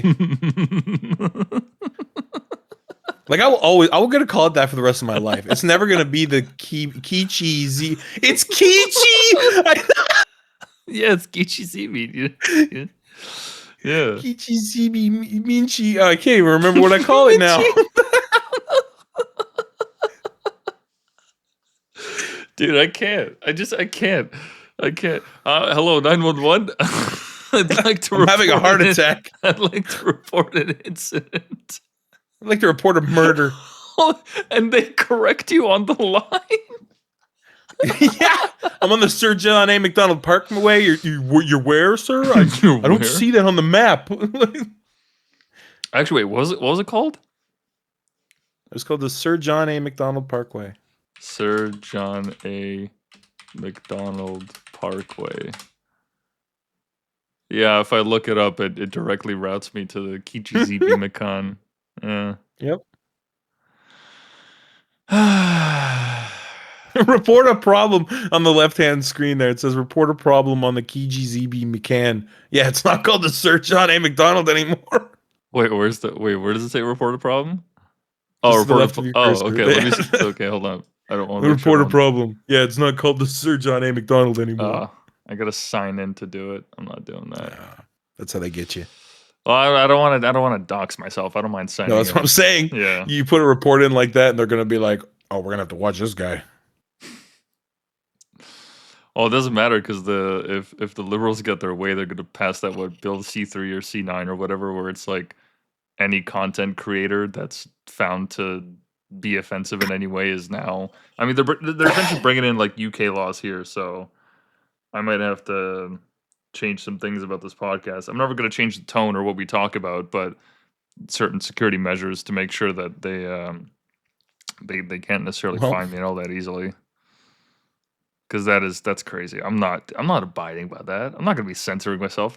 Dude, the level of censorship on like just Instagram reels and whatnot is so stupid. Like people talking about unaliving. What are some of the other ones? Unaliving yourself or Oh, the whole Grape. YouTube shtick on not saying dead or whatnot. yeah, well not The just YouTube. unalived. Yeah, not just that, but like any one of these any one of these graped is another one that I've heard.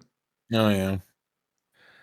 Like we don't know what you're talking about. Well, that's actually that reminds me. Burnt Peanut he did an interview recently on a podcast, and he's like, the reason he calls it silly juice is because when he started streaming on TikTok, he got his account banned like 40 times, and over time he just adopted some of these words. So instead of saying that he was getting another drink, he would have to say silly juice because at least that would like bypass the censors.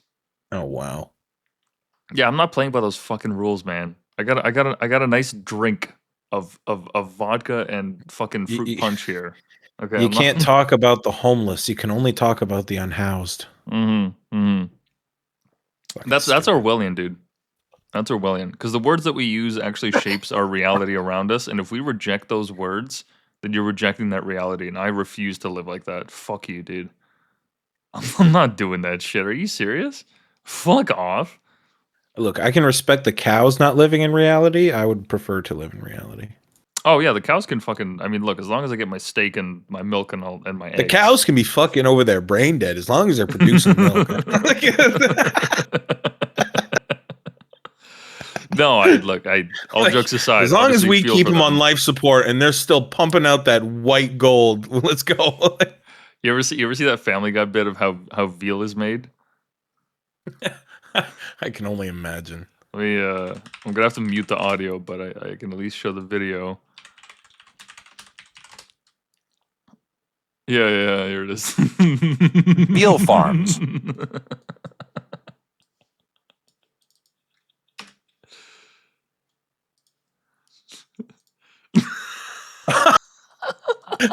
Oh my god. Whoops. Jesus. Yeah, that's crazy. But no, I'm not playing with these fucking censorship rules. Like, are you fucking kidding me? Get the fuck out of here. We don't live in China. Fuck off. I'm not doing that. I don't care if it gets me less views. It's fine. I'll deal with that.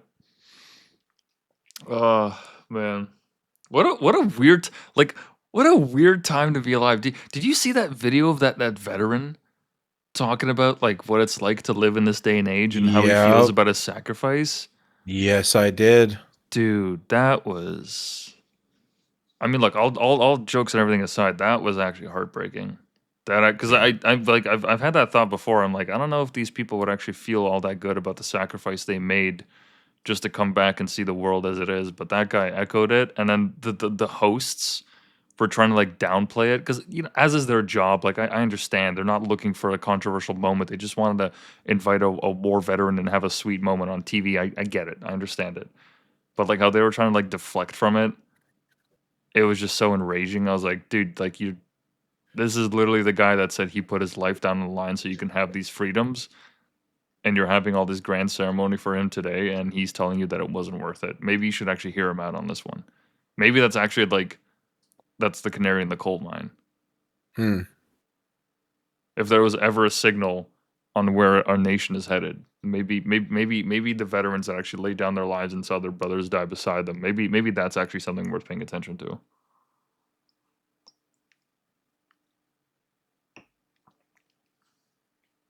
Yeah, they give me some pause on Veterans Day, or on Remembrance Day rather. I mean, I knew that was going to be essentially what he said because of the way that the UK is headed, but just to hear him say that on the air, that was something else. Yeah, it was extremely sobering for sure. I mean, I had my speculations about that kind of, Their attitudes to it, yeah. yeah. But to hear it be said was yeah, like you said, it was heartbreaking. It's Like I saw 1917 recently, and most of the World War One vets have died for the most part. Mhm. But anytime I see like a movie about the First World War, especially just how brutal it was, it's just it's so beyond my pale of understanding anything that I don't know. It's a whole different conflict altogether. How insane that was to like live in the trenches. And 1917 did a really good job of it. Like all the costumes, the set design, everything about it was an amazing movie. I can't believe it took me this long to watch it, but yeah, when I had saw it, when I had seen it, it was yeah, sobering to say the least. Because I was like, holy shit, those like they went through some shit. And that's an understatement. Like I don't know what the hell I'm talking about when I say that. There's no way that I could ever understand in 10 lifetimes what it takes to do that and to survive. yeah. I'm just glad that guy was like lucid and well put enough together that like I mean if he was like 10 or 20 years younger, he would have been yelling at the top of his lungs on that show. Like just completely having like a mask off moment. Just telling them that, but he's in his old age, so I guess like he must have like prepped that statement or whatever beforehand, and I hope he's not just like living in an old folks home. I hope he's got a family that's taking care of him because, yeah, it's nuts having to do that for your country, for the world, in that regard, and to see it all just go to shit. Like, yeah.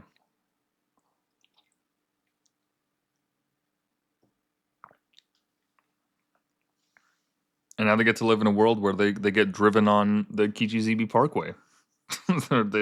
Yeah. They get corrected when they call them homeless, and Yippee. they can't say murder. They have to say unalive. They can't even call a boy him. Or anyone that's sexually ambiguous. Yeah, now it's honestly it's also kind of why I'm looking forward to like the AI takeover, because it's going to be a full mask off moment. Like, we're not going to be able to have any kind of sensitivity when it comes to that. Nothing is going to be off limits. Nothing is going to be safe. There's not going to be any sacred cows anymore. Social media will be a thing of the past. All these censors and all these issues around this stuff, it's not going to matter. It's When going to be a free for Skynet all. sorts us, there's going to be two doors. One of them is going to be blue, and one of them is going to be pink. Yeah. But no, like even avoiding that doom scenario, it's like it's gonna be impossible to hide from reality anymore. You know, because all these things that we've been doing is just playing dress up, playing make believe. You know, like I saw oh my god, there was a conference at a university recently where they invited an OnlyFans artist to speak to students, and it was like feminist class or whatever, and they're like I'm sorry, having this, OnlyFans artist? well, performer, whatever Is title that you like want to is give that like it. what they title the guy who makes my sandwiches Subway? They call them like sandwich artist. Yeah, basically. OnlyFans OnlyFans artist. creator. Fuck off. OnlyFans creator. Um, in other words, somebody that's loose with their It's like saying sexual morality. I'm a content creator. You're a fucking porn star. Yeah, Like, just own it. Just own seriously, it. I'm a Yeah. content creator. So they invited her to a conference and to speak and all that, and it just, the whole thing is like, I mean, she had fans like lining up for her at the end of it, and Oh no. I just looked at that and I was like, that, I can't wait for that to not matter anymore. I can't wait for that to just not be a thing anymore, because it's not good. It's not going to be it's not sustainable.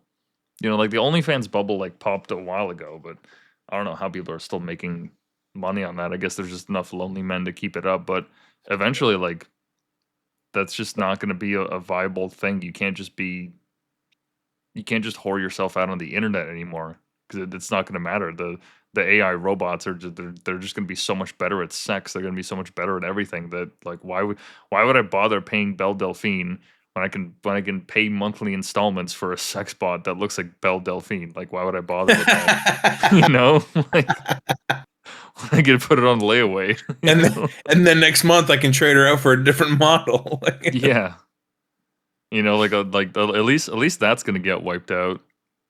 And just all these like different ways that we have I of, don't know if that's better. I mean, it's probably not. I don't know. I don't know if it is better. I I don't even mean, know if better's the word for yeah, it. I get the dilemma.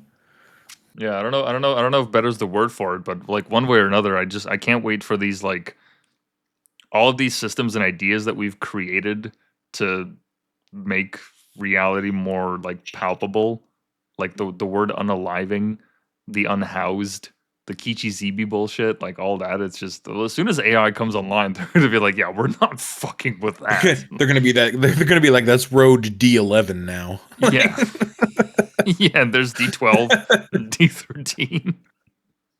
At least, you know what? I would respect that more than I would, like, you know, like, it sucks that, like, we lose that cultural heritage and that history and all that. Okay, sure, but like, at least they're efficient about it. You know, at least, like, it actually, like, it has there's a purpose that it serves. You know, like Mhm. how New York is spread out in all those grids. It's like, okay, well, there's a reason why all that is called that. I don't know. Oh I'm just yeah, rambling at this point.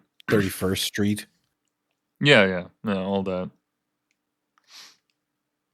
But we are at the second hour. Did you want to say anything before we call it about Kichi Um, ZB? Any more opinions on it's the great to be unhoused? back. Fuck the KGZB Minchi.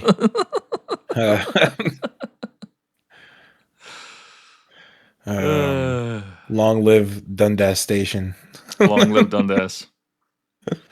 Long live Dundas. There's actually before we end it, there's a movement that's popping off right now.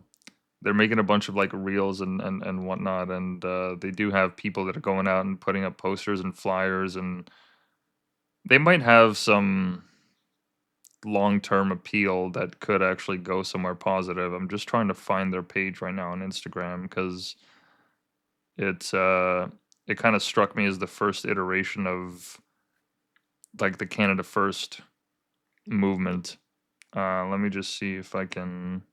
Oh yeah, it's called the Dominion Society of Canada.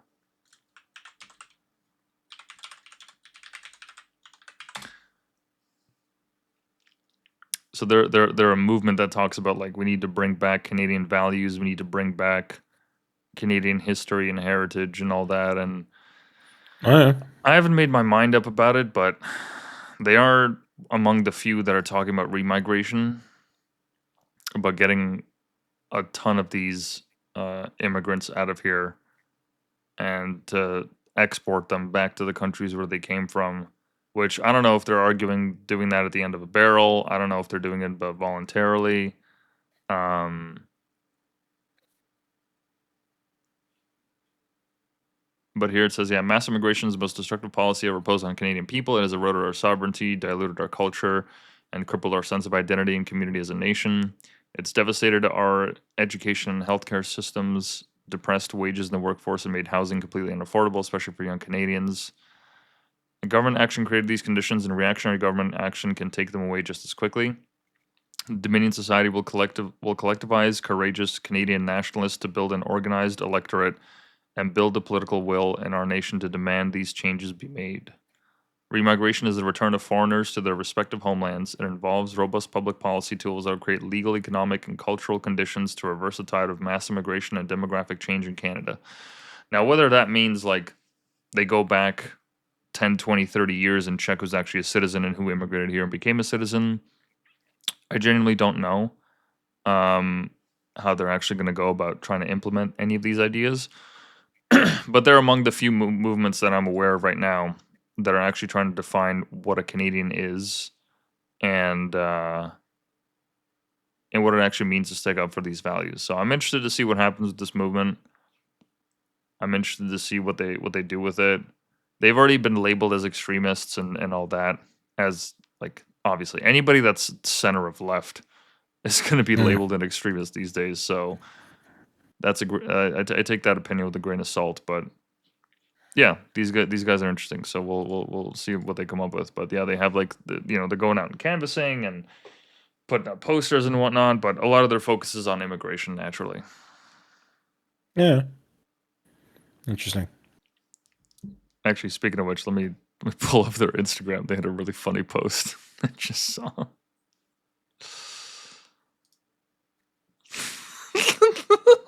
Jeez. Ay.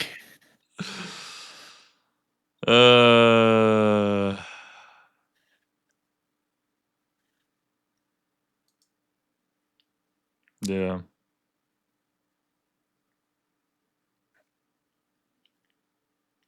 Oh yeah, they have a bunch of different posts and whatnot. So who knows? Who knows what's going to happen with Canada? But in any case, yeah, it's good to be back. Once again, as a reminder, I'm still banned on Twitter because of reasons.